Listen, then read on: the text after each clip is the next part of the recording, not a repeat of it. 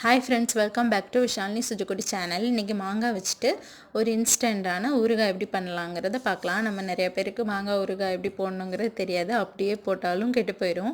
அப்படி இருக்கிறவங்க இந்த மாதிரி ஊறுகாய் ட்ரை பண்ணுங்கள். இது ஒரு 3 நாள் வரை ஃப்ரிட்ஜில் ஸ்டோர் பண்ணாமல் கெட்டு போகாமல் நமக்கு யூஸாக இருக்கும். டேஸ்ட்டும் நல்லாயிருக்கும்.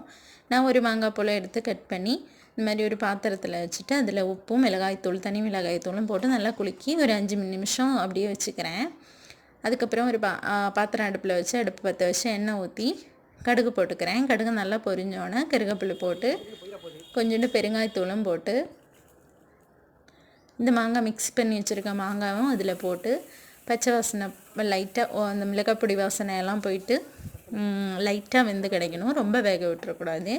இதை நம்ம ஒரு பாத்திரத்தில் ஸ்டோர் பண்ணி 3 நாள் வரை கூட வச்சு யூஸ் பண்ணலாம். உங்களுக்கு இந்த வீடியோ பிடிச்சிருந்தா ட்ரை பண்ணி பாருங்கள். தேங்க்ஸ் ஃபார் வாட்சிங்.